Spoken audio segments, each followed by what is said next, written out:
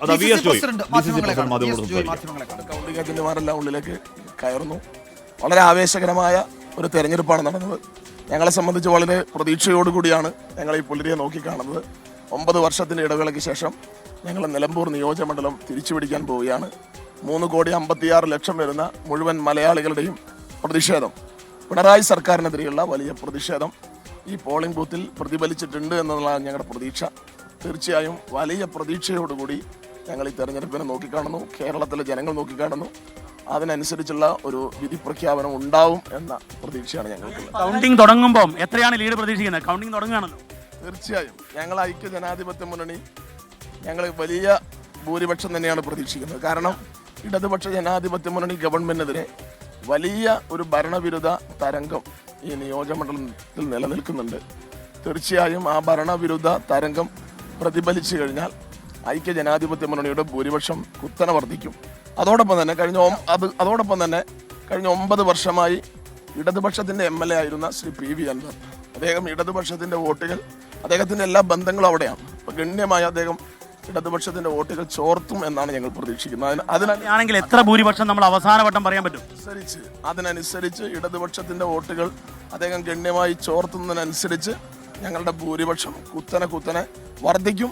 പ്രവചനാതീതമായ ഭൂരിപക്ഷം ഉണ്ടാവുമെന്നാണ് ഞങ്ങൾ പ്രതീക്ഷിക്കുന്നത്. ഏതാണ്ട് എത്ര ഭൂരിപക്ഷം? 9 വർഷം അദ്ദേഹത്തിന്റെ ബന്ധങ്ങൾ, അദ്ദേഹത്തിന്റെ കർമ്മമണ്ഡലം എന്ന് പറയുന്നത് ഇടതുപക്ഷവുമായി ബന്ധപ്പെട്ട മേഖലകളാണ്. അവിടെ തന്നെയാണ് അദ്ദേഹത്തിന് വോട്ട് ചോർത്താൻ കഴിയുക, ഇടതുപക്ഷത്ത് തന്നെയാണ്. എത്ര ഭൂരിപക്ഷത്തിലേക്ക് പോകും? ഞങ്ങൾ പ്രതീക്ഷിക്കുന്നത് 10,000 വോട്ടിന്റെ എന്തൊക്കെ സംഭവിച്ചാലും 10,000 വോട്ടിന്റെ മുകളിലുള്ള ഭൂരിപക്ഷത്തിൽ വിജയിക്കാൻ കഴിയും. ഞങ്ങൾ പറഞ്ഞ ഈ ഫാക്ടർ വർക്കൗട്ടായി കഴിഞ്ഞാൽ അത് 20+ പോകുന്നതിനാണ് ഞങ്ങൾ പ്രതീക്ഷിക്കുന്നത്. ഞാൻ പറഞ്ഞല്ലോ അദ്ദേഹത്തിന്റെ പ്രവർത്തന മേഖല എന്ന് പറയുന്നത് ഇടതുപക്ഷത്തിന്റെ MLA ആയിരുന്നു.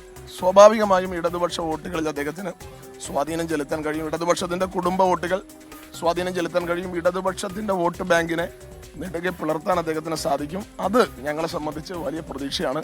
ഞങ്ങളുടെ ഭൂരിപക്ഷം കുത്തനെ വർദ്ധിച്ചു വരുന്നതിനാണ് ഞങ്ങൾ പ്രതീക്ഷിക്കുന്നത്. ഏതായാലും നിമിഷങ്ങളുള്ളല്ലോ, പഞ്ചായത്ത് വിളിച്ചൊക്കെ ഉള്ള കണക്കുകളൊക്കെ പുറത്തു വരും. തീർച്ചയായും ബൂത്തുകളിലും ഇഞ്ചോടിഞ്ച് മത്സരമാണ്. ഞങ്ങൾ ലീഡ് ചെയ്യുന്ന സാഹചര്യം തന്നെയാണ്. ഇക്കാര്യത്തിൽ ഹാഷ്മി VS ജോയി വളരെ വലിയ ആത്മവിശ്വാസമാണ് പ്രകടിപ്പിക്കുന്നത്. അതായത് ഈ അവസാന മണിക്കൂറിലും അദ്ദേഹം ജോയിയോട് നമുക്ക് ഒന്നുകൂടി ഒന്ന് ചോദിക്കാം. ജോയി, കുറച്ചുകൂടി ഷാർപ്പായിട്ട് ഒരു ബൈറ്റ്, അതായത് എത്ര അവസാന വട്ടത്തിലെ ഒരു വോട്ടിംഗ് പാറ്റേണിൽ ഏതൊക്കെ പഞ്ചായത്തുകളിൽ ലീഡ്? ഞാൻ പറഞ്ഞല്ലോ, മുഴുവൻ പഞ്ചായത്തിൽ ഐക്യ ജനാധിപത്യ മുന്നണിക്ക് ലീഡ് ചെയ്യാൻ കഴിയുന്ന ഒരു രാഷ്ട്രീയ സാഹചര്യമാണ്, അനുകൂലമായൊരു ട്രെൻഡാണ്. തീർച്ചയായും ഞങ്ങൾ പ്രതീക്ഷിക്കുന്ന എന്തൊക്കെ സംഭവിച്ചാലും 10,000-ലധികം വോട്ടുകളുടെ ഭൂരിപക്ഷമാണ്. അതോടൊപ്പം തന്നെ ഭരണവിരുദ്ധ വികാരം അത് കത്തിജ്വലിച്ചു കഴിഞ്ഞാൽ അതോടൊപ്പം തന്നെ ഇടതുപക്ഷ വോട്ടുകളിൽ PV അൻവർ ഉണ്ടാക്കുന്ന വിള്ളലും ഞങ്ങളുടെ ഭൂരിപക്ഷം പ്രവചനാതീതമായ നിലയിലേക്ക് ഉയർത്തുമെന്നാണ് ഞങ്ങൾ പ്രതീക്ഷിക്കുന്നത്. അൻവർ പറഞ്ഞ ക്രോസ് വോട്ട് നടന്നിട്ടില്ല. അപ്പം ഒരിക്കലും അദ്ദേഹത്തിന് ലഭിക്കുന്ന വോട്ട് ഇടതുപക്ഷവുമായി ബന്ധപ്പെട്ട വോട്ടുകളാണ്. സ്വാഭാവികമായി അദ്ദേഹം ഇടതുപക്ഷത്തിന്റെ MLA ആയിരുന്നു.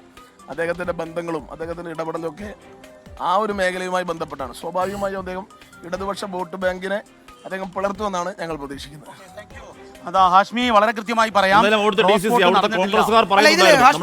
UDF ക്യാമ്പിന് ഒരു ആത്മവിശ്വാസം കൂടുതലുണ്ട്. അതായത് കഴിഞ്ഞ ഇപ്പോൾ ഈ 19-ാം തീയതിക്ക് ശേഷം വന്ന മുഴുവൻ പ്രതികരണങ്ങളും, UDF നേതാക്കളുടെ മുഴുവൻ പ്രതികരണങ്ങളും നോക്കിയാൽ ഒരു നേതാവ് പോലും 10,000-ൽ താഴെ എന്നൊരു കണക്ക് പറയുന്നില്ല.